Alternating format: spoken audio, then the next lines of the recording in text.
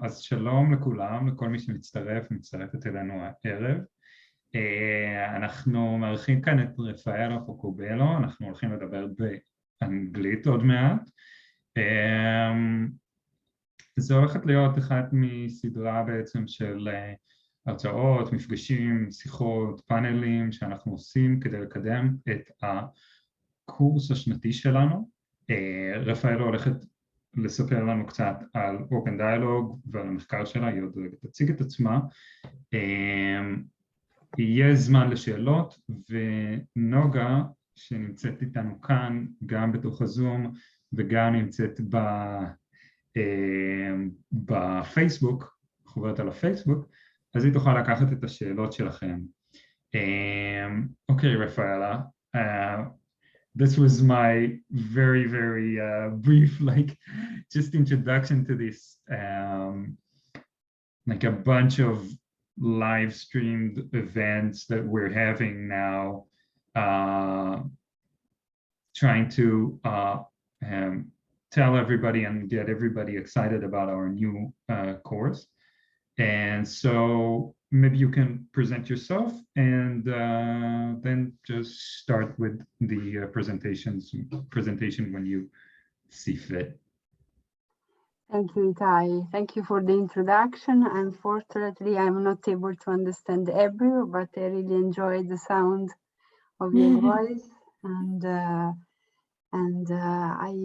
I'm Raffaella Pocobello. I'm a researcher at the Italian National Research Council. And I'm currently the chief investigator of an international project about HOPEnDialogue. And the name of this project is HOPEnDialogue, because we think that hope was very important, as HOPEnDialogue is giving hope to so many people as a new approach in mental health. And I'm also part of associate member of the International Institute of Psychiatric Drug Withdrawal and of the European Cost Action Fostren, which is an European action to reduce the use of coercion in mental health settings. So this is just few things. These are such wonderful and important topics. Yeah. And today you're going to talk with us about? Yeah, I'm here to talk about the international project of HOPEnDialogue, especially an international survey that we did.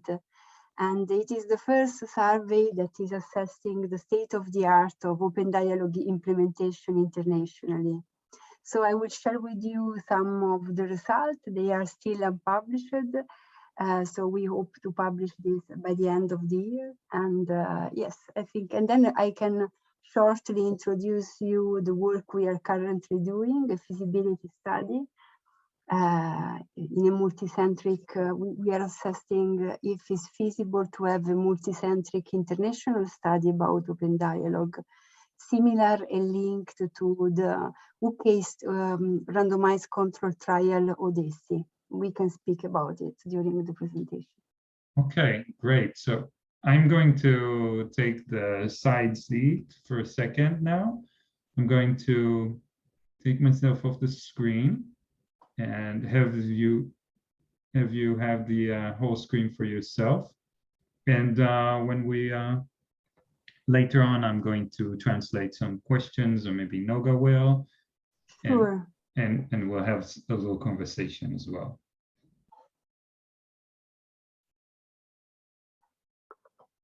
Okay, and also as I shared with Itai, I do not see you while I'm presenting. So if you have any question, please unmute yourself or write to Itai so that I can properly reply. It's not a problem to be interrupted, and my English is not a native English, so it's a quite international broken English.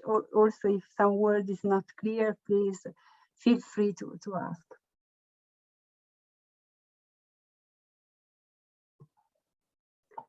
And can you see the screen, Itai? Yes, everything is good. Okay, perfect. So as I mentioned before, what I will share with you today is the first result of this international project called HOPEnDialogue, which is based at the Italian Research Council and is sponsored by Open Excellence Foundation. And here is a scheme about the HOPEnDialogue activity. This project is the first international research project to support the Open Dialogue approach development and investigate the impact of Open Dialogue in different settings. And as I mentioned, it's based at the Italian National Research Council and involves an advisory board of 24 experts. The board is coordinated by Mark Offenbach, that I know was involved in your implementation also in Open Dialogue in your country, so maybe some of you know him. And the advisory board includes researchers, Open Dialogue practitioners, peers, and family members. I have the privilege to have as co-investigator of the study, Jaakko Seikula, which is as you know, one of the main investigator and promoter of Open Dialogue, and Steve Pilling, who is the chief investigator of the Odessi trial. Odessi is the first randomized control trial to assess the effectiveness of Open Dialogue in the UK. So the main purpose of Open Dialogue was to describe, connect, and support the Open Dialogue learning community. We spoke about learning community because there is such a variety of teams and such a variety of training that we decided that the name learning community better represents what we currently are.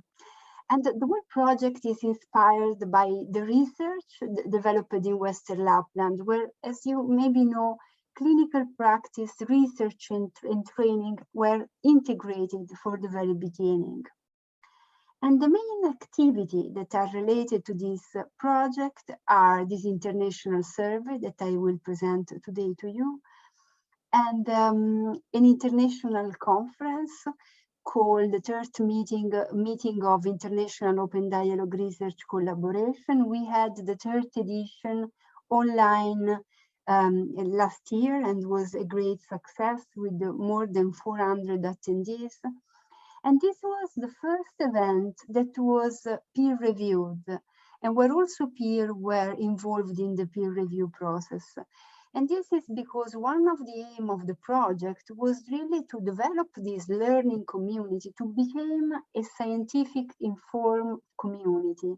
So also to be accepted by the scientific community in order to promote implementation in more countries.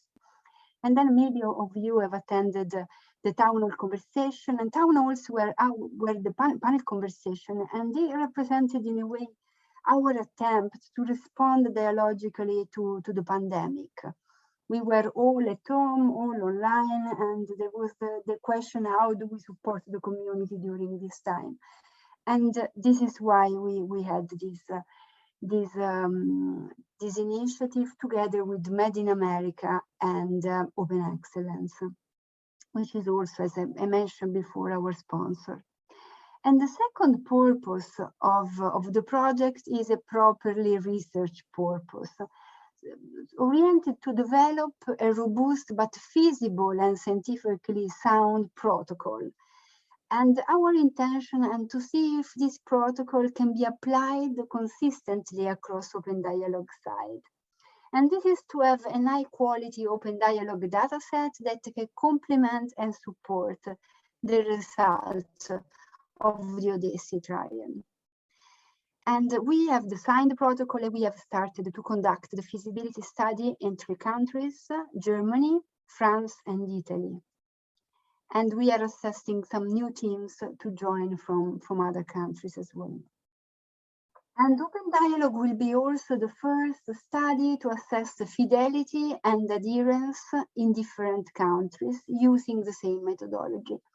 I don't know if you are familiar with the concept of fidelity and adherence, but Very briefly, fidelity is assessing if open dialogue organizational principles are respected, while adherence is more focusing on assessing videos or audio recording of an open dialogue network meeting and to see if dialogism is in place. And now let's focus on the survey. So the purpose of the survey was to describe and understand the different developmental stages between the open dialogue services, because we knew that there were very different situations internationally, but nobody had really an idea how many these teams are, what kind of training they have. Even Jaco, the first time I asked him about if he had an idea about the number of services, he told me about 25 services. Instead, as you will see, we have internationally now 143 services. And the other purpose was to identify the centers which may be ready for outcome study. Because we were believing that it is very risky to start an outcome study when open dialogue is not properly implemented, because we run in the risk that outcome maybe are not good enough because open dialogue is not well implemented, not because it's open dialogue that is not working. So this is why in the feasibility study, we are looking very closely also on the issue of implementation. And for the purpose of the survey, we developed a questionnaire partially based on a fidelity measure developed in the UK for Odessi, the confidence measure about fidelity. And we also took information about the different training, official training, accredited training on the website of Open Dialogue UK.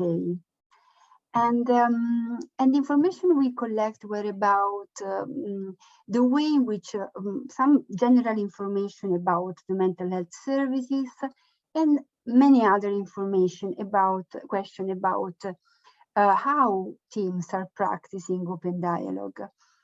And this questionnaire was also developed to connect with the teams for receiving clarification about the survey and further details, but also to have, in a way, contact with these teams in order to promote information and have, in a way, support this open dialogue learning community and teams to support each other, which partially happened during the conference. And you see here a map of the services, and we had 137 services which have responded to the survey in 2020-2021. And as you can see in this map, they are widely distributed over the globe, with the predominant share of services being located in Europe, especially in Germany, when we discovered to have a lot more than 40 teams. And the other 6 teams joined the survey later this year, but we decided to include, one of the main words of our project was really to be inclusive. So we decided to include other 6 services, but they are not reported in this map, and their data are not yet included in the research result that I will show you. We are currently updating the data analysis, including these 6 teams, and plan to report the result in an open access paper by the end of the year. And what you see in this slide, you see that starting from the first services in 1990, we see a quasi-exponential growth of open dialogue implementation, especially from 2011 onwards, with the majority of services being public. You see the public in blue. And this development seems connected with Jaco's publication, especially the one about the long-term outcome. And Bob Whittaker's book, Anatomy of an Epidemic, which presented open dialogue as a promising approach at the end. So many, especially in the States, became aware of open dialogue reading his book. And here you see that the majority of services are public integrated services, while the private services tend to be more a sort of standalone services outside of mental health services. And here you see the majority of services are part of mental health department or are associations. Few services are established as private or as foundation. And then how many professionals we have in each open dialogue service? This was our question. And it seems that about 15% of the services in our survey report 11 or less professionals in their teams. This means that open dialogue services are mainly based on small teams.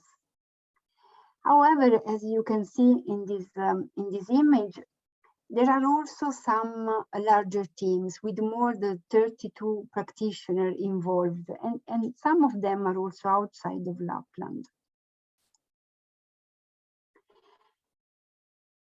In this, here you find the professional background of open dialogue practitioner where they are working in teams.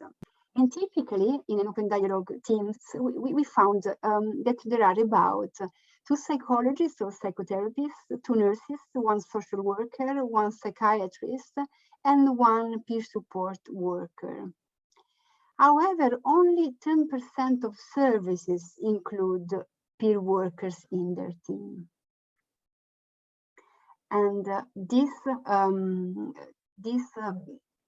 data are based on responses from 87 centers. Not all provided information about the professional background of practitioners. And then the survey covers what we thought are the main pillars of open dialogue services: training, supervision, research, and peer involvement. And we have identified these pillars and we have developed the skills accordingly. First pillar, training, because as you know, and I know how much effort you're putting in organizing this training in Israel, and training is the basis of open dialogue, because we cannot implement open dialogue without a proper, deeper training. And so this was our first thought, and this is our first pillar. And we had the question, was how many open dialogue practitioners there are in the world? And the teams that responded reported that they are about 1,723, but this number will grow, adding the 6 teams that joined the survey this year. And it's important to note that the wave of newly trained open dialogue staff is underway. The proportion is 37%. So open dialogue training are flourishing internationally. So we hope to have more professionals ready to do open dialogue work soon. And we also asked about the status of training of clinical staff. And this was because there was a concern that in some countries, open dialogue was implemented without a proper training. And indeed, there is 31% of the team that have less than half of their staff with a completed recognized training. However, 79% of teams report at least the majority of clinical staff be trained. And we were also curious about what kind of training the practitioners have participated in. And the majority of teams participated in an open dialogue foundation training, so sort of in-house training, or there are also some practitioner foundation training available internationally. And few other, they did the peer-supported HOPEnDialogue social network, which is the one connected to Odessa in the UK. And then there are international certification training in dialogical practice in the US, a variety of foundation training, and then there is the 3-year HOPEnDialogue practitioner training in London, in HOPEnDialogue UK. And the Train the Trainers program that until last year was in Helsinki and from this year is also in London. And family of origin, we were curious to know if the training included family of origin, because in the experience of many of us, family of origin is very important to practicing in a more with more awareness HOPEnDialogue. And not all professionals had the training which included the family of origin. And this is because as is connected to the previous data about the foundation training, and many foundation training do not include the part on family of origin. So this is for sure an area that needs to be further developed. And I will not go into detail, but based on the item related to the training, we have developed a subscale of the survey with a moderate internal consistency. The second pillar is supervision. And with our surprise, for 22% of the teams, there is a lack of supervision. So teams that they really report that they have no supervision. And for the other 78%, supervision was in place and was important to help clinicians reflect on develop their HOPEnDialogue practice. In the pie chart, we can see in what the supervision consists for the team. So the majority of teams are practicing practitioners' reflection that are for the 28% of teams observed and reflected by other members of the teams. So a basic reflection.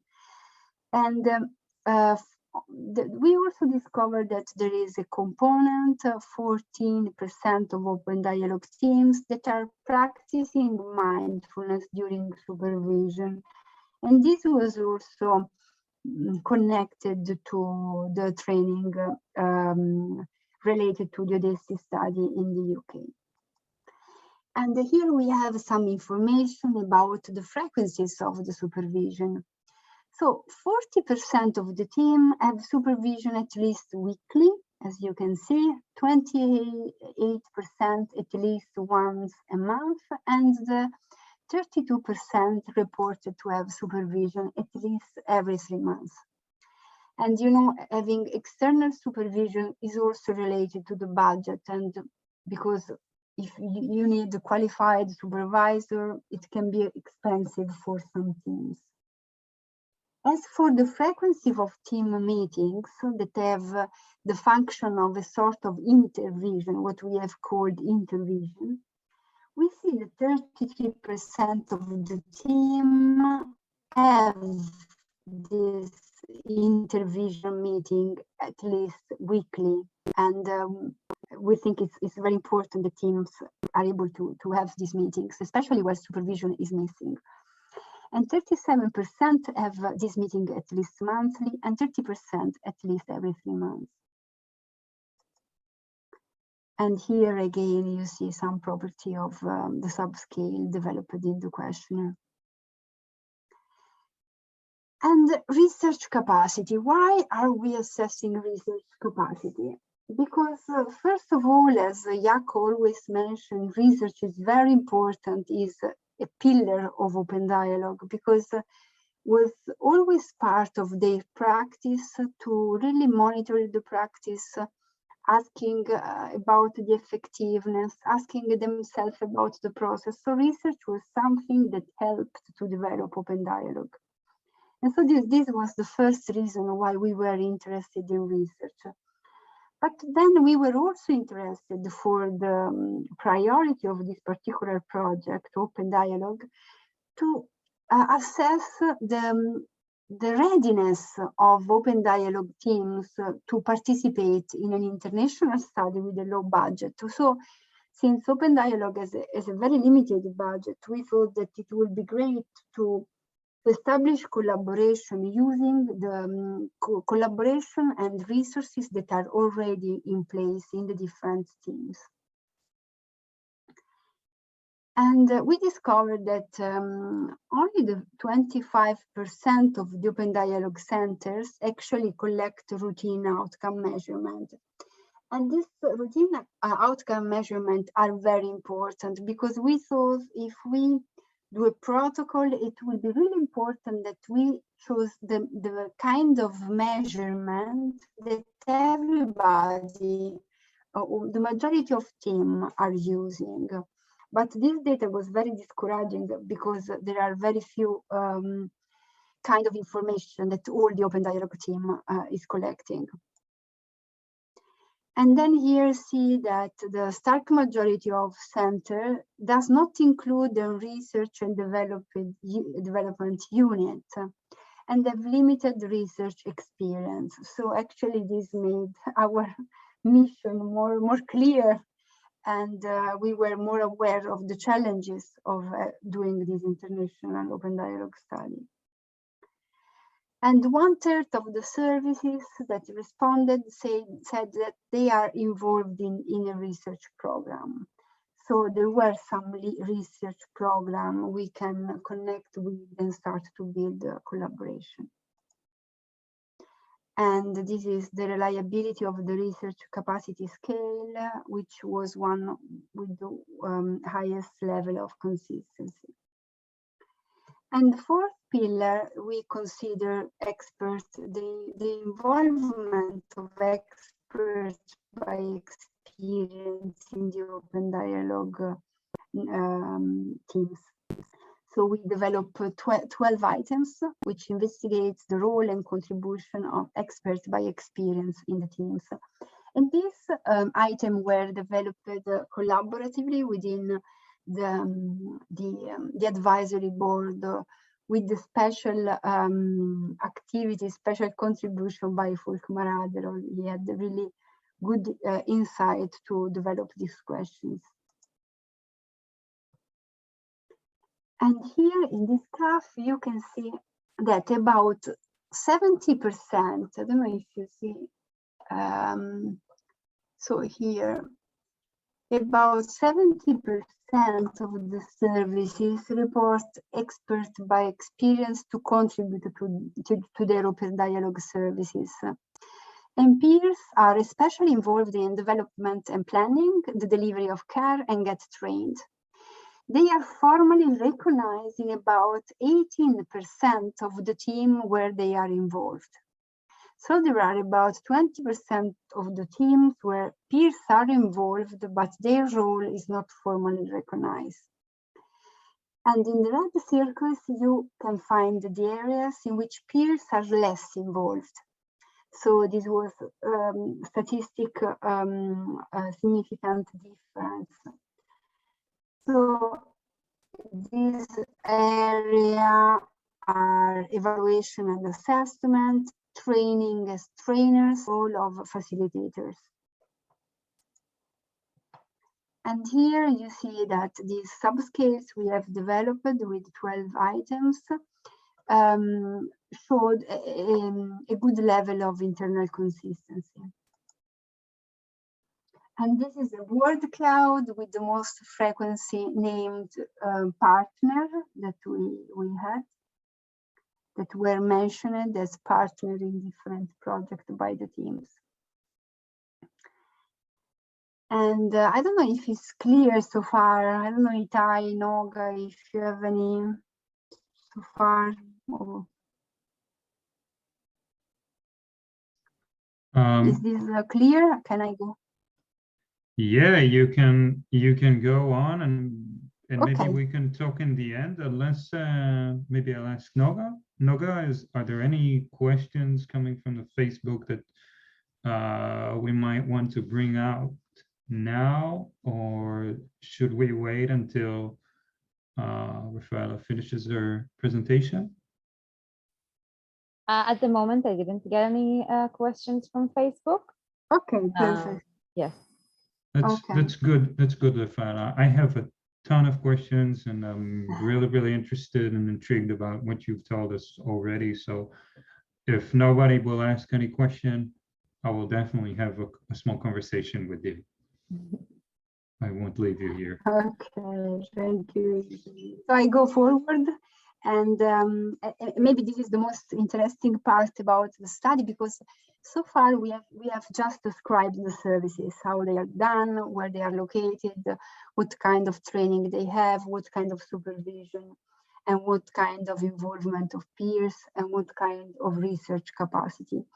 And now we wanted really to assess what is the fidelity to open dialogue principles, what is the capacity of teams to really practicing open dialogue properly. And so we have elaborated 17 items to investigate the self-assessed fidelity to open dialogue principles.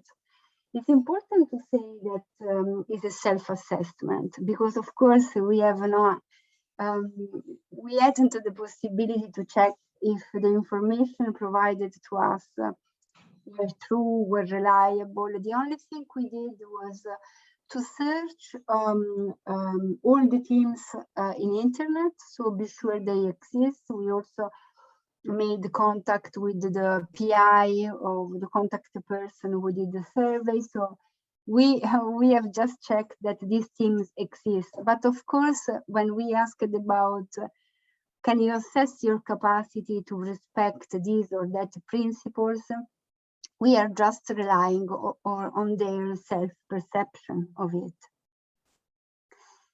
And you see here the open dialogue principles. I will, so the first one is immediate help.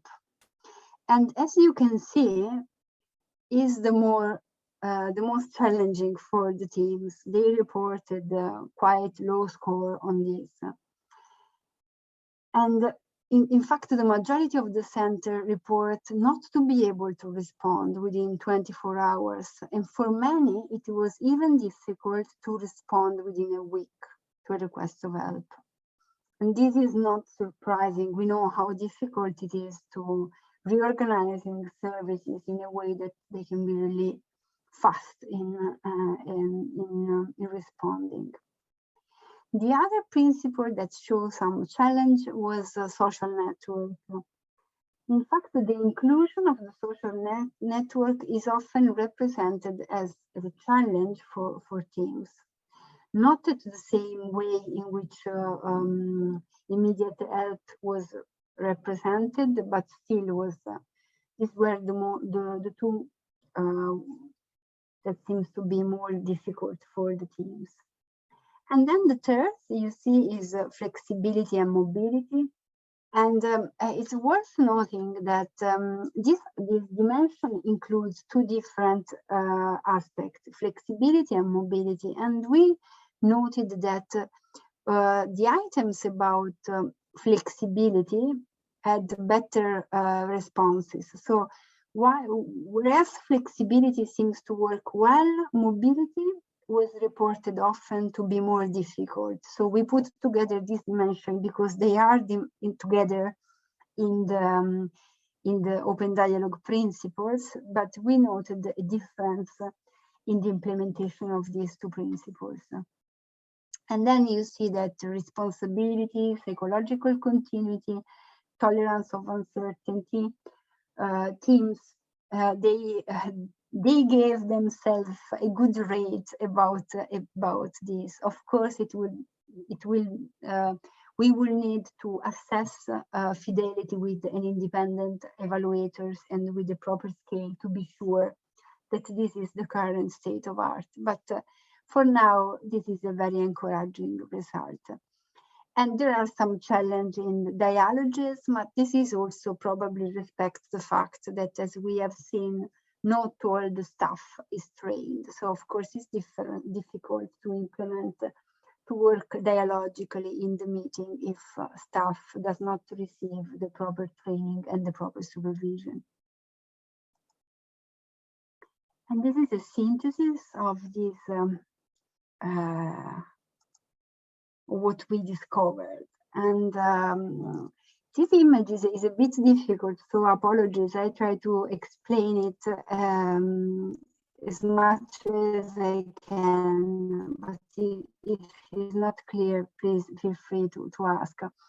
So you see, the projected average services score is what you see here. So we have projected this average services score related to the 4 pillars that I have just presented: training, supervision, research capacity, and peers involvement. On the x-ordinate of the scatter plot, low scores, so less than 1.5, indicate a good development of open dialogue pillars. The average scores of the open dialogue principle are instead on the y-coordinate on the scatter plot. The dimension of the bubble that you see, they represent the number of open dialogue trained staff in each service, okay? And the color represents the type of the service. So you find in blue mental health department, in red the association, in green, in yellow private practice, and in gray the foundation. So you here have an idea about how big are the teams with the trained practitioner and how good they score.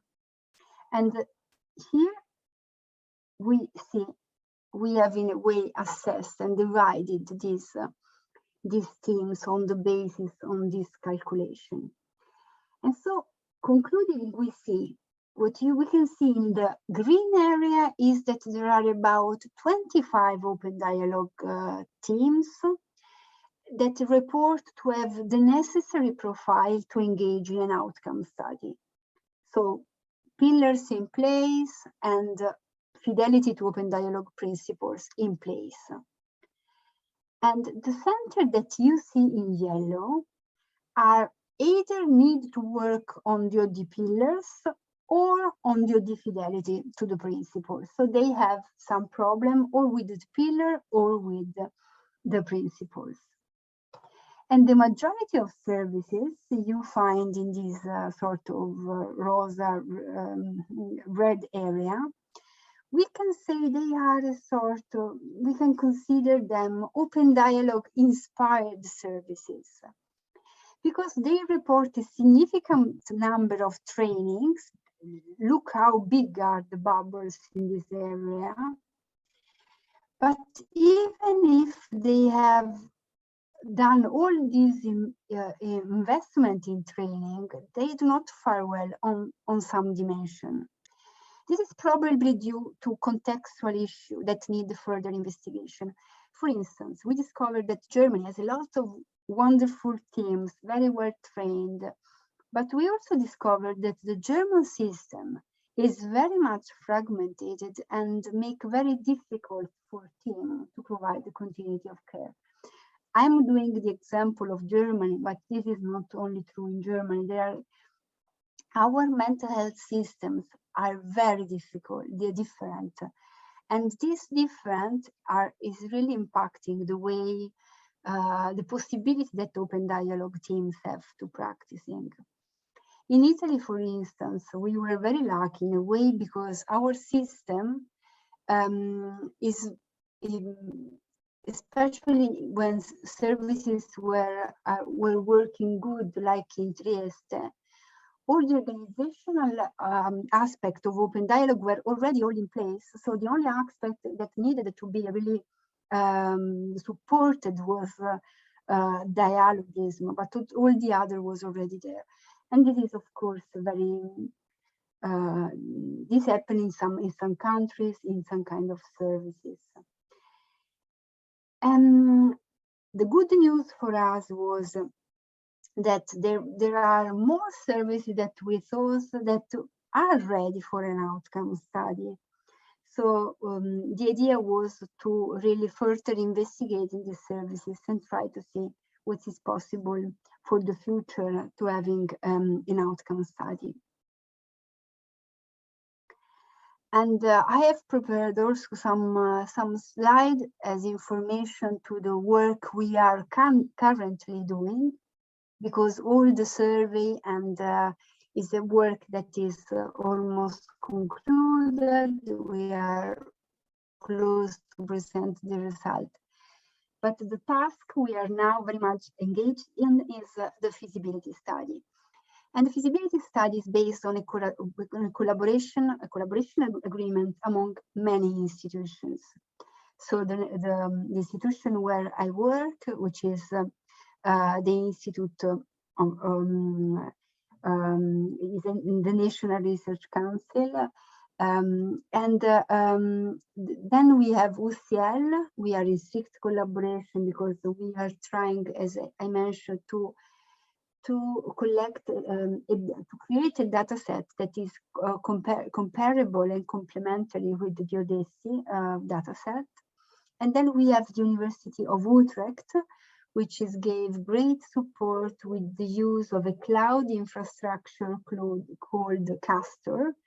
So I will tell you a bit about this, but actually is a very new way to collecting data on the cloud, which reduce the research burden for research assistants and research teams. And then we have the Medizinische Hochschule Brandenburg, and we have the University of Marseille. We have an NGO linked to the study in France, and we have a mental health department in Modena, and other 8 teams in France and Germany.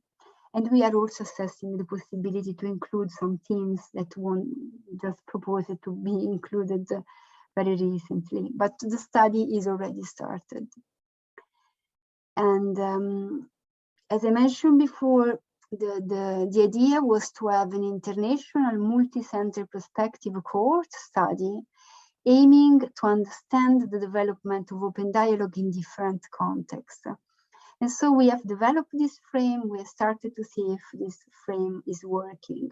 And then we have the dream that if the study proved to be feasible, we really would like to have a full study stage in which we can really conduct a multicentric cohort study in many countries to really strengthening our result as a collective community. And this is why we are looking for a way of collecting data that is reducing the burden for researcher, in order that research can also be managed directly by teams. And yeah, this is a notion about this is a randomized controlled trial, so it's the gold standard in the evaluation of effectiveness. But the only problem could be that the external validity of the study could be in a way put in discussion, because, you know, it's a study done with a huge investment, and maybe somebody could see this is working in the UK, but it's not working in other countries. So with our study, we really want to see if this result can be achieved in different countries with different systems and with teams at different level of expertise. We have teams in France that are very beginners, while we have teams in Germany that are quite expert. And so there is a variety of teams. And so our first aim for the feasibility study is really to evaluate if it's feasible to have this multinational prospective cohort study. And the second aim is also to have some preliminary evaluation from participant responses to the different countries. And these are some of the research questions we have, and I will not enter too much in detail about it. Maybe the only thing I can share with you is that one of the things that are more challenging, but also more interesting about this study is both on the kind of way in which we are collecting the data, which is new and is based on this new technology. But the other is also, this is the first international study to assess adherence and fidelity internationally. And, you know, there was adherence is a very controversial issue for many reasons. And it's really a wonderful process to have international experts who are trained in different ways worldwide, and they are watching videos and really rating these videos and start to discuss, is this open dialogue or not? Where you see this principle was respected. And so is really opening a lot of questions about what open dialogue really is for many of us. And okay, I will not go into detail. Maybe I just show some of the measurement we have decided to collect. And the primary outcome, as you know, this is time to relapse.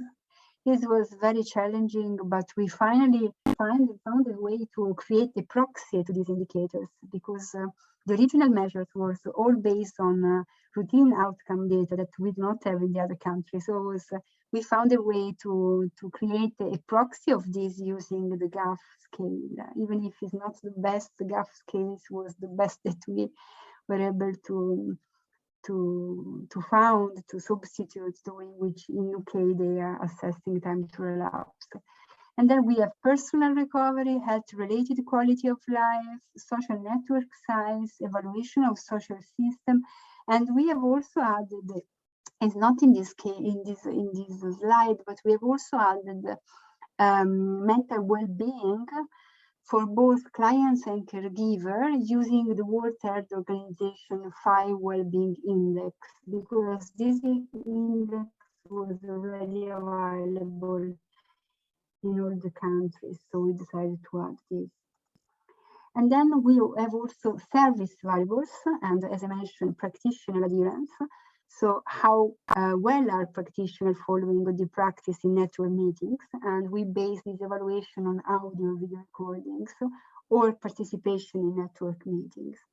And then services fidelity, and we will assess this using the scales that Maurizio Alvarez and others in UK have developed. And by the way, the presentation looks so good because Maurizio, who did a previous version of this presentation, is really he is really great in doing the graphic, and so I'm benefit of collaborating with him. So you have this I hope nice presentation to see. And then satisfaction with care, and that is also measuring how people are satisfied with the care. And okay, this is, we will not go in the detail, but just to mention here that we are using this Castor, this cloud-based system, and it's really something that we want to assess, because if we are able to do this feasibility study without main problem, then it will be just a challenge to cover the cost of this system, and we can have an international study even if we do not have a huge budget, because a lot of the questionnaire arrived directly to participants, and the data management is GDPR compliant, and so very is not anymore that you have papers and risk of data breach that in international studies is a huge issue. So let's see if it's feasible, and I hope it is, and we can use this for the future. And this is our timeline. So for now is we will have we have added a measurement at 3 months, and then we have measurement 6 months and 12 months. And just to conclude, what were the challenges and the reflection I have so far? So I can share that it was very difficult selecting the sites, and it was difficult for many reasons. And one of the reasons was that the teams we have worked in the beginning, none of them were able to confirm their participation. And this was due to the pandemic, because with the pandemic, everything changed. So when what was planned was not possible, but also because in some teams there were changes in management, and new management decided how to say, not to continue with HOPEnDialogue. So the teams were not able anymore to practicing, so research was not possible anymore. And with other services we also were working with, and there was sadly, very sadly, a change in the contract with the insurances. So services were not available anymore to all the people. This introduced a very risky selection bias in the research. So we had to avoid to include this team. It was very difficult decision to make. And then now we have the challenge of exactly the opposite. We have new sites that want to join, and we have the challenge to have a timeline that is compatible between different services.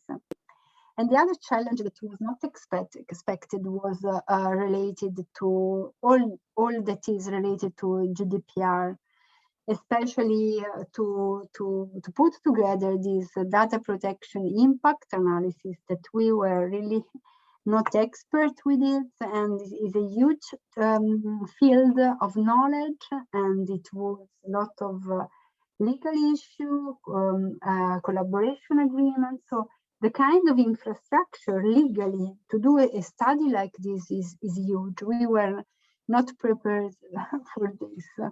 Or I was not prepared for having this kind of international setup of the study, so based on legal aspect. And then we had COVID, and so we decided to postpone the study, to postpone the recruitment until it was not possible to have research and network meeting in person. This is why we just started last month with the recruitment. And then what is, sorry for the typos here, that for me the most exciting challenge is to have the first international evaluation of adherence, as I mentioned before, because it's really something that is important for me.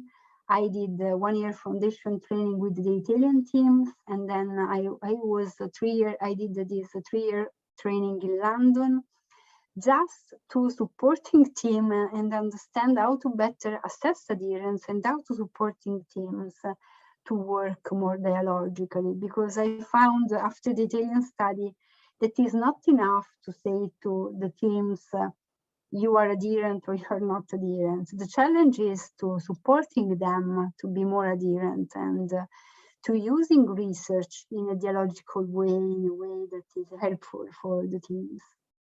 And now we have this issue that we can share this challenge internationally, and is very enriching. So thank you very much for your attention, and I just try to. All right, Raffaella.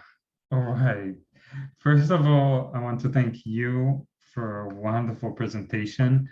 I'm thinking that usually just hearing so much about quantitative research can be, I don't know, I guess dull for a lot of people, but at least for me, I mean, this was extremely exciting.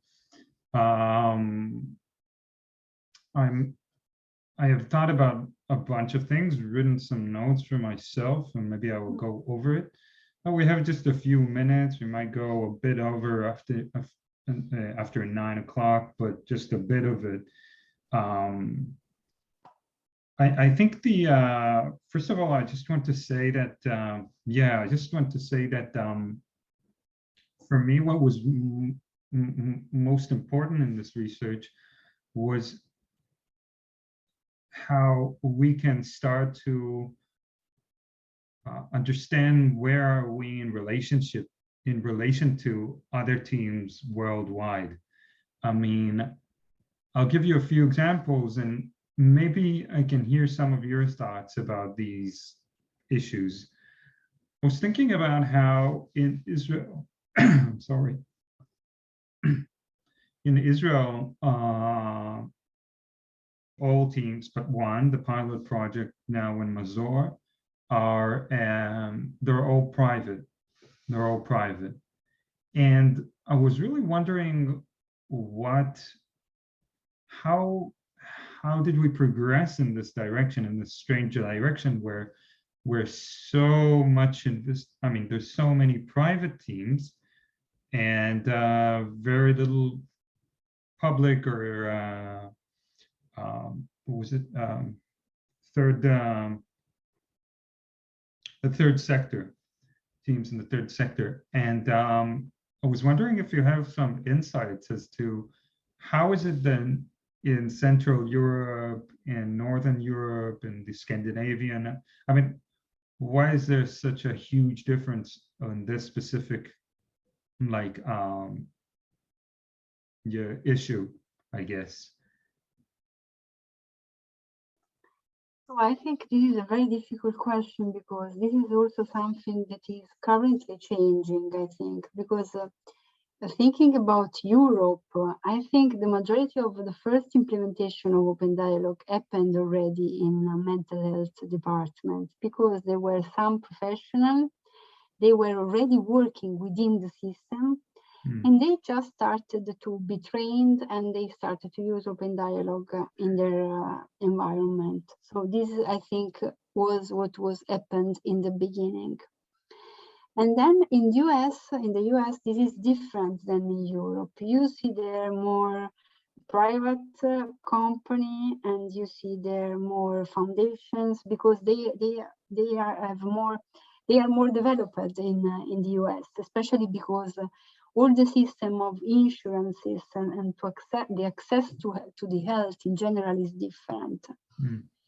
So I'm not really, I don't know why in Israel is more easy to start HOPEnDialogue in private sector, but what I see is for sure private sector has more freedom in the beginning, which is something that is very valuable when you are starting something. So while I see from colleagues that are implementing HOPEnDialogue in the public sectors, it's true that they have more accessibility to the broader system, but it's also true they have a lot of rules and bureaucracy that are main challenges, for instance, to be flexible and to even to move the teams. They do not have the cars or they do not have the authorization to travel, to go home. So I think there are pros and cons in both, in all the different constellation that we have. The challenge is how to learn from each other and how to collaborate in a way that will make possible that maybe a private HOPEnDialogue team can have a connection with the public team so that we can better support people in a catchment area. Yeah, I was absolutely thinking about what you just said. I mean, it really rings true to me that I was thinking about how in the study about the adherence to principles, there was such it seemed to be so hard to respond immediately. And I thought this might be like another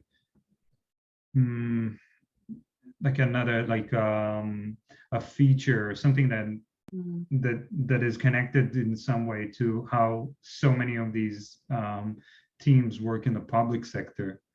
I was wondering if you had some data about what kind of public sector is this? I mean, are they psychiatric wards, psychiatric hospitals? Are they rehabilitative services? Have you been looking into this? Because I'm thinking about the Israeli context, and here there's such a stark difference between, like, I see very big differences also in funding but also in other measurements, in other measures, between like different subsectors inside the mental health, field. So I was wondering if this is something you're going to be looking into. Yeah, we have just seen that maybe declared to be part of mental health departments. So maybe we can look better in the description that there is in the internet to see which part of the mental health department. This is a very interesting question that you have, but we did not ask directly about this. So they provided an affiliation to a broader services. So for public services was mainly mental health department, which includes hospital, crisis units. So it includes more possibility, rehabilitation centers, etc. Yeah, I also imagine how challenging it can be to research this specific question, seeing how mental health systems are so different across the globe. I mean, and some are very hard to compare or even to identify, like, different services inside the mental health system. Let me just see. First of all, I wanted to ask Noga again. If Noga, if there are any questions, could you put them in the chat for me? And if there aren't any, there's none. All right. I'm thinking, actually, I thought of a really nice idea, and I'll pitch it to you later. Maybe you can, we might be talking about this later, but maybe we'll have some questions in the forum, in our online forum, and maybe we can, send them to you and see if maybe you can have some answers to it. Possibly we can supply the answers as well, because we have presentation. Let me see.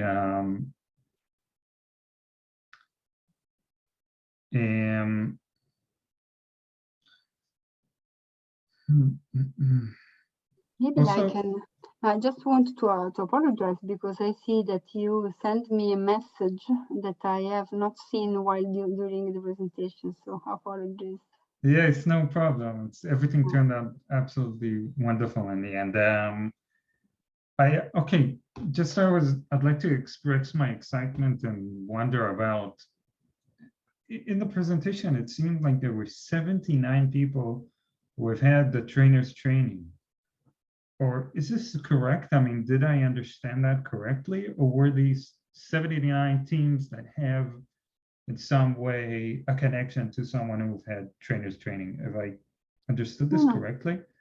No, I understood correctly. This was, we have asked teams to specify the level of training of all the professionals involved in the team.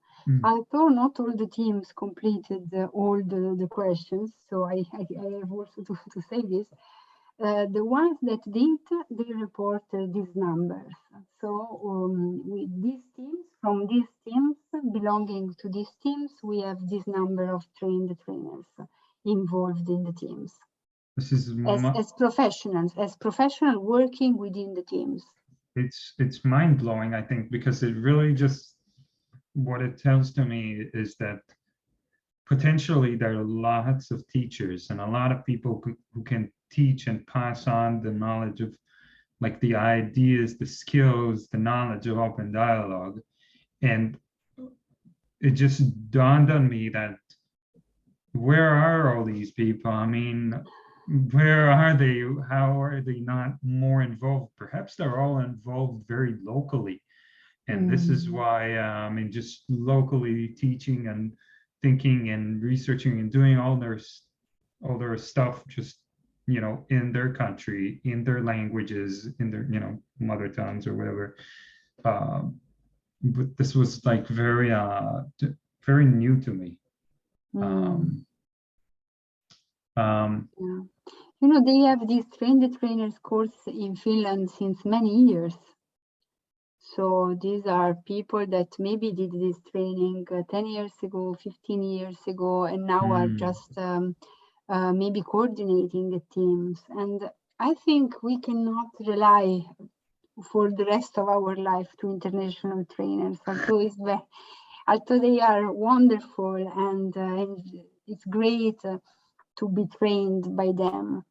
But in order to have open dialogue to be sustainable, we need to have local teams that maybe some of your teams can do a train the trainers course and then come back and support your local teams, because the limited in the very beginning, I remember when we did the foundation training in Italy, there was really we had challenges to book the dates of the trainers, you know, because they were few.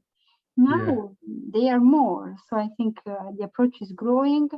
I think we should be more mindful of the quality of the training, of the quality of the practice. Right. But the other reflection I have that I did the 3 years training in London, and it is a really great training, very close to the finished training, okay? But what the challenge that people that were in this training had was that not all of us had teams to work with. Instead, the foundation training I did in Italy, maybe it was much more basic training, but all people were working within a team, all people were practicing all the time, and this is also like a very intense gym. So I think we should really have the optimism of practice, as Gramsci said, and try and do mistake. And it's important that we get some evaluation. And this is why I have all this hope in the adherence evaluation done properly, in order to be honest with ourselves when we do mistakes, and just to, as a community, to correct and support. And this is. I think this is the future. It's not that we all are going to a specific training and are blessed by a specific person. I think it's really that we try to own these principles as our own principles. Absolutely, I couldn't agree more. And also, I'm thinking about the process we have gone here in Israel and in ODI. I mean, we relied so much on international training, and then, you know, more and more we are doing things in Hebrew, more and more we're doing things here locally, and it's been just overwhelming how great and important it has been. I mean, hopefully, I mean, God willing, some time in the near future we might have also like training in Arabic, and have some, you know, have it even connect even more to to the Israeli society, you know, in a very real way, I think. I wanted to ask you a simple, rather small, I think, question about the supervision. I saw the data on supervision, and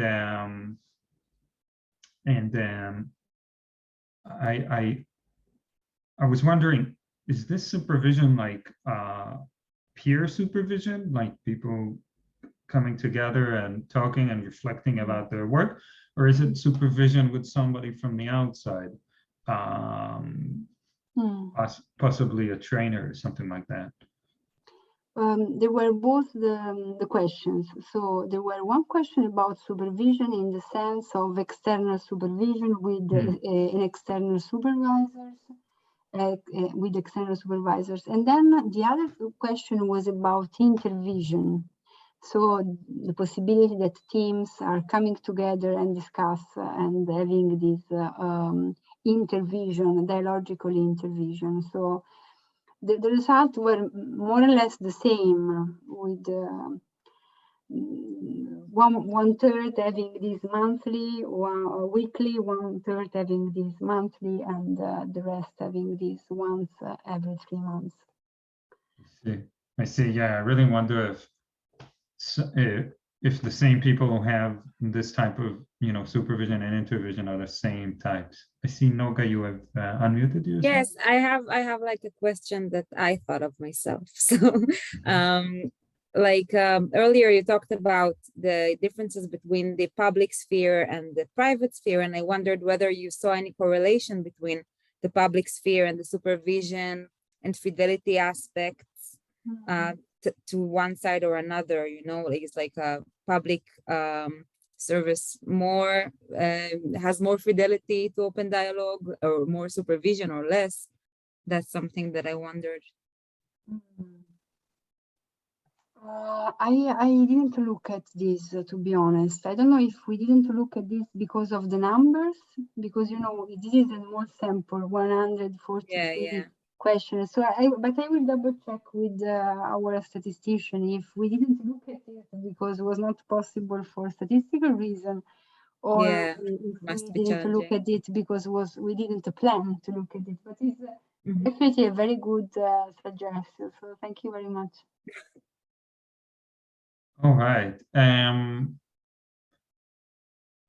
thinking that I have, for the moment, ran out of questions, and all I have to say now is that thank you very much, Raffaella. Yes, thank you. It was fascinating. It was absolutely fascinating, like Noga said,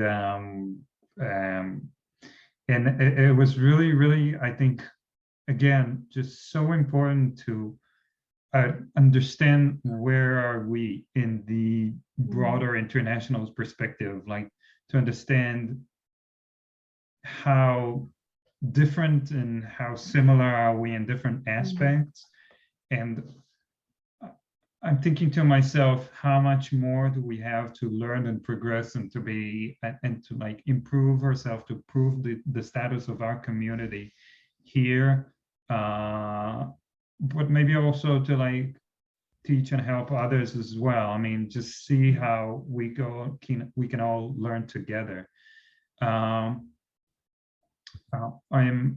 I'll just ask this one last time. If somebody has a question and wants to send it in the chat, this is the very, very last moment for that. We can also give you let you talk if you want, just like one, if you have something short to ask. Yes, but then you need to like raise your hand in some way. Okay, so the meeting is adjourned. Thank you very much, Raffaella. Thank you so much. Thank you for your time. For the invitation. And thank you also for doing such amazing, incredibly important work. We say in Hebrew, shkoyach or yashar koach, so like, may you have the strength to continue, right? And I'm also very inspired by the work you are doing in Israel, and I wish you all the best with your project, and get in touch for any issue. Great, great. So have a good evening, a good night, and we'll see you soon. Goodbye for now. Bye.